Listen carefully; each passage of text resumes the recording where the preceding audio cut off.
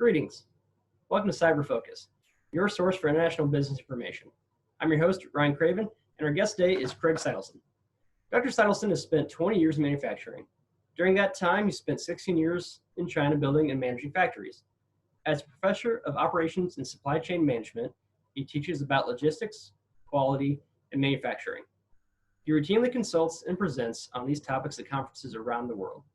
A big part of his work involves bringing together U.S. and Chinese businesses throughout his work as vice chairman of the board of the American Chinese Society of Indiana. His contributions in China have been recognized with an honorary professorship at Changsha University of Science and Technology. Hi, Craig. Well, again, I appreciate you taking the time to spend with us here today and talk about kind of a hot topic and something that's can definitely use a little bit more information on. And I know based on our conversation the other day, it was a learning experience for me. And so I appreciate you taking the time and sharing that with us. So I think what we'll start off with really is kind of that, business in China is a hot topic and it continues to be. But one thing is that you mentioned is the political scene in China and politics plays a much bigger role than most people realize and has a fairly high impact on business and business relations. Can you explain a little bit more about that? Well, one of the things we had discussed was because of the rules of foreign direct investment in China, for the time being, foreign companies are still treated differently than domestic companies. This is something that the US government has been pushing for a change in, not just the US government, many governments. And the Chinese government has been also talking about doing away with the distinction between foreign businesses and domestic businesses. But for the time being, foreign business interests in China are still classified according to a catalog guiding foreign direct investment. And that catalog separates them between encouraged industries, prohibitive industries, and restricted industries. So depending upon the type of industry that you want to invest in, there are actually different rules for how you could behave and what you could do in your business practices. So when I deal with companies trying to invest in China, that's one thing I encourage them to understand is how they will be classified, and not only how they will be classified at an overall level, but how local governments are interpreting classifications in their area. By that I mean, traditionally, business law in China has been written in a way with national objectives, with local means of achieving those objectives. That means things that you could do in particular areas, you would not be able to do in other areas. This is particular in terms of things like industrial hygiene, how you, what sort of waste materials you are generating, what sort of materials you use in your manufacturing operation. So one of the things I encourage companies to do is to understand how local governments are interpreting regulations in those areas, to see if, even though you are a de jure encouraged industry, your business activities may not be encouraged in the particular location where you're trying to locate. So again, it's understanding at a national level what the laws are saying about the type of business activities that you want to do, and then how local governments are interpreting those laws in their areas, whether they are or are not encouraging the type of business activities you want to do in their areas. All right, thank you for that. And I believe you mentioned before also that the kind of government oversight, there's some level of that pretty much in every aspect of business to a certain degree, and it's something that I think a lot of us don't fully realize and kind of throws us off a little bit. Well, we had talked about in a company in China, if more than 25 individuals in that company want to form a trade union, that the company could not prevent them from forming a trade union. And in China, there's only one trade union. the All China Federal Trade Union. So that union is headed by the government. So in this way, if you have an organization with a union presence, you have an organization with a government presence.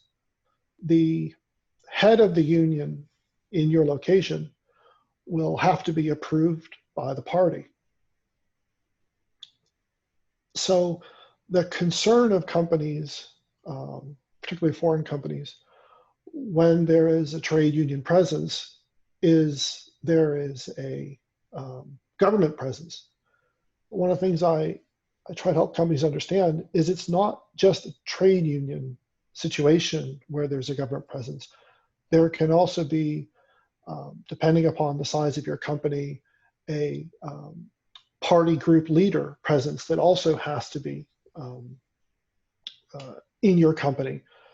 So companies, in terms of their intellectual property, putting process development or process advancement in, may be concerned with the amount of government presence in their operation. We also talk about national standards. China has an extensive national standards network, which is headed by the government. So it can be the case that almost every activity you could imagine yourself performing, there's going to be a corresponding government standard referencing. So it could be the case that what you want to do runs counter to the standard, or how you want to do something, there isn't a clear standard for how it's done. So whether you're buying equipment or whether you're putting in gauging technology, understanding how what it is you're trying to do is consistent or inconsistent with the national standards can put you in a difficult situation, because China has product liability law. And when there is an applicable standard, the standard determines if the product did or didn't perform to the expectation. But if you're going into China as a foreign investor and you're manufacturing your product without understanding the national standards, you could be putting yourself in a very difficult situation. Well, thank you for that. Kind of to segue off of what you had just mentioned with kind of international business and investing in China and Chinese companies, we talked a little bit about Hong Kong and kind of that unique role that it plays, and share with us a little bit about your thoughts on kind of the current situation and why it is kind of a timely, relevant, and an important topic. Sure. It may come as a surprise to many that the vast majority of foreign direct investment into China comes through Hong Kong. It can be the case that companies will set up a shelf company. That means basically buying a pre-existing company name and registration in Hong Kong, and then through the Hong Kong company investing in the mainland enterprise. The primary reasons for this have been banking, ease, lowering tax bills, ease of repatriating profits out of Hong Kong as opposed to repatriating them directly from the mainland. All of these trace back to the idea of one country, two systems.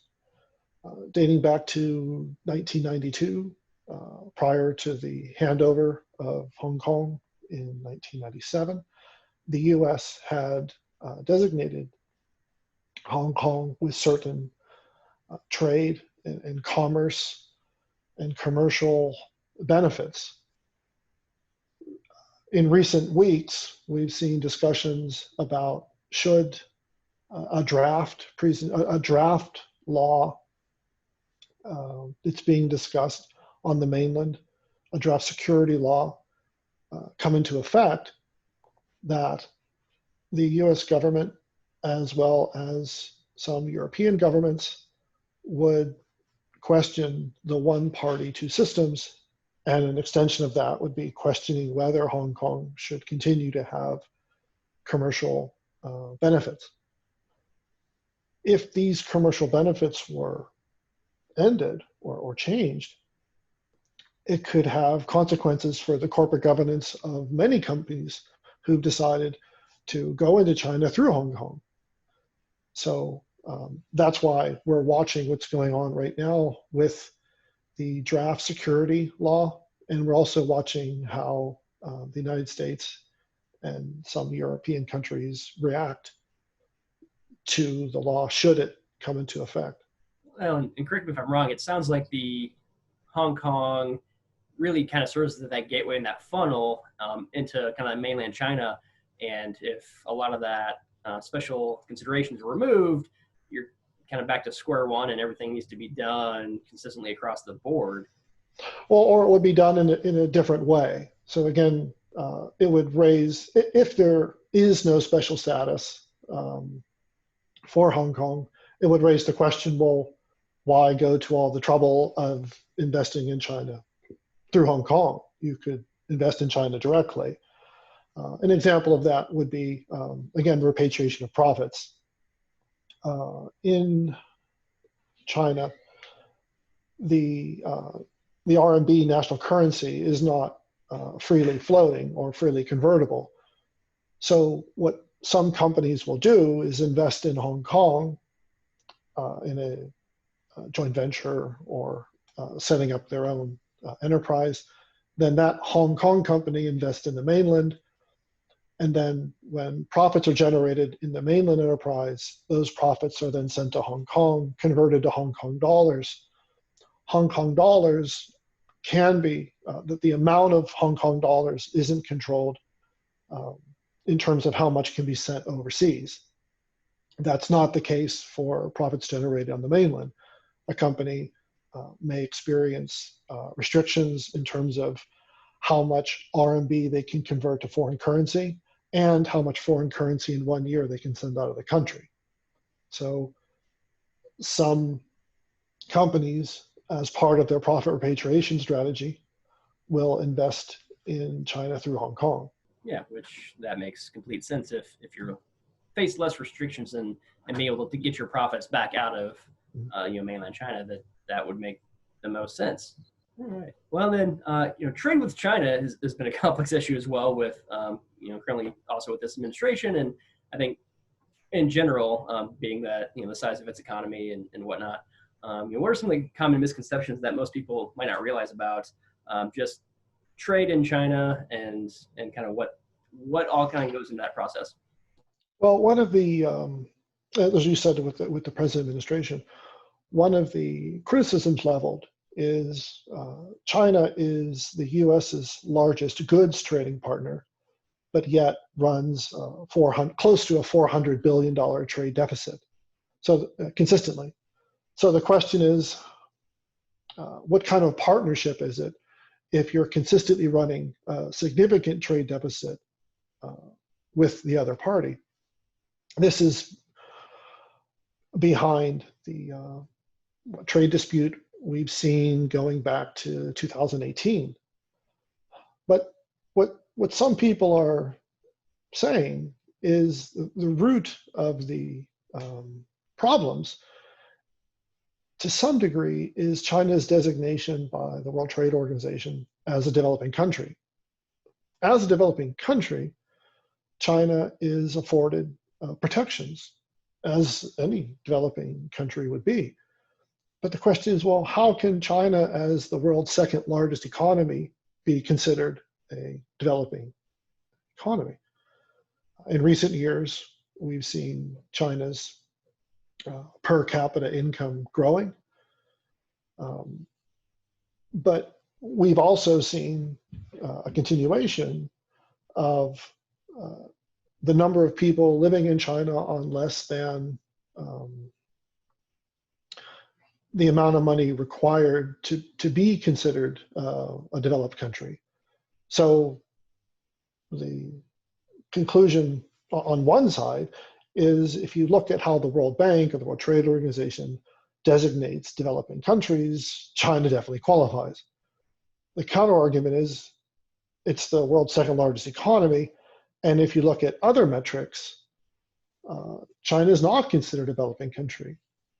So as long as China continues to be afforded the protections of a developing country, the root of some of the complaints that are being levied remain.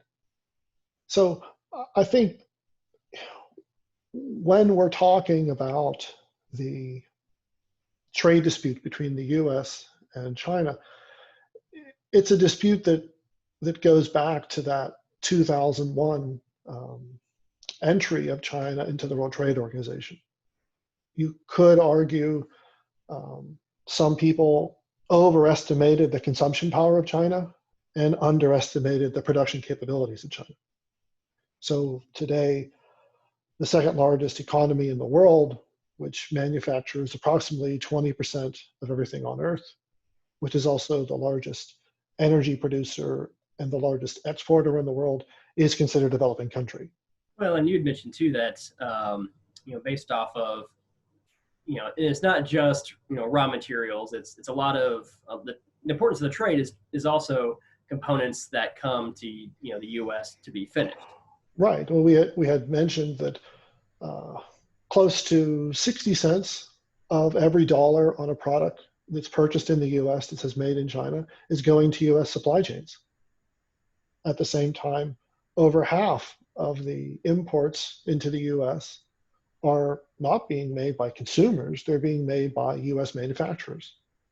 So if as the trade dispute continues, there's a knock-on effect on the US service-based industry, which relies upon Chinese-made products, and the US manufacturing industry, which relies on Chinese components. So it could be argued the trade dispute has more political ramifications than it does, more political basis than it does economic basis. Do we expect to see the reshoring of labor-intensive, asset-intensive operations to the US? That's highly doubtful. So the advantages to manufacturing in China aren't simply low-cost labor, which we've seen a rising in China's labor cost as well as its producers index, but it's incentives, government incentives for setting up operations. It could be subsidized power. It could be access to unparalleled amounts of raw materials. Also the number of workers. As an example, the US manufacturing industry is approximately 10 million workers. The official size of the Chinese workforce in manufacturing is 10 times that. So if you're a high volume, labor intensive manufacturer, where else are you going to find the infrastructure at that price level? Where are you going to find the number of people that can perform those tasks? It's just, it questions whether reshoring is a viable solution or just a talking point. Yeah, and that was something that I didn't fully realize, kind of the quick and, rhetoric and easy access is, oh, we just need to bring those jobs back. The reason they're over there is because of the cheap labor. And that's not remotely the case. It's also right. As a matter of fact, the labor is becoming less and less cheap. So a lot of strategy that's being talked about right now in terms of the COVID situation, where companies found themselves single sourced from China, is something called China plus one. It just means you have a Chinese supply chain, but you also have a backup supply chain should something happen, like we saw in the COVID situation. Early days in the COVID situation were a supply problem, where the Chinese operations were shutting down. Later in the COVID situation, it was a demand problem, where operations were being shut down across the world. So again, this China plus one strategy is not meant to, on a large scale, eliminate Chinese supply chains. It's just to mitigate risk by having a plus one. And that's, in my opinion, generally kind of just good business practice to some sense, have have another, option in case your primary supplier does have issues to a certain extent, whether that's COVID or it's just I don't know. it's just been in the early days of steel manufacturing, there was something called Pittsburgh pricing, where no matter where you bought steel from, the pricing was based as if it came out of Pittsburgh.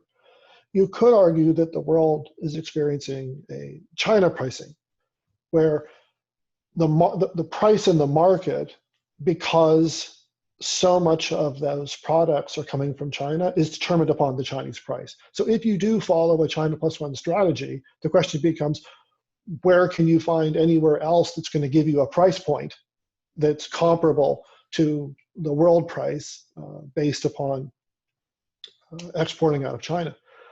And we tend to see that in terms of the predominance of exports out of China are concentrated in a handful of industries.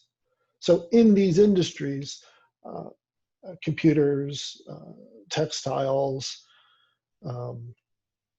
pharmaceuticals, you see this China price point emerging. So this is the question for supply chain professionals and operations managers is, can we find another supply chain in Southeast Asia or elsewhere that can give us a price point comparable to what we're experiencing in China right now? Now, and correct me, you have recently just published a new book on operations management in China. Right. Is that something that's kind of addressed in that book as well? Right. I mean, this is, as you mentioned, the title, Operations Management in China, is I'm trying to show operations managers, supply chain managers, not only how to set up operations in China, but also how to work with operations in their supply chains. I think one of the greatest challenges, and we've seen it with COVID situation today, we've seen it with the Hong Kong situation, is factors beyond your control can have a dramatic impact on how you do things, which you're supposed to control. And this can be at the micro level in terms of understanding how the particular location where you set up operations in China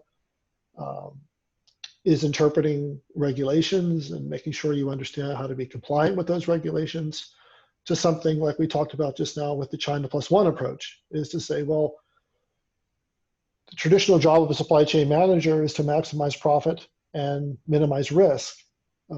The approach to doing both of those things had been to set up operations in China, where you had resources available, you had manufacturing capability available, you had various hubs that specialized in particular types of products.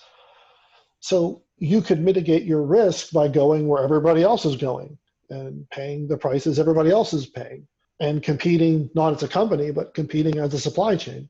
What the book is trying to do is to show you how you can be successful either managing your operation in China, setting up your operation in China, or managing your supply chain from China, or setting up your supply chain in China. Thank you again for all that information and for taking the time to be with us today. No, it's my pleasure. That's it for this edition of Cyber Focus. If you have any suggestions for topics or comments, please submit them to cyber@indiana.edu.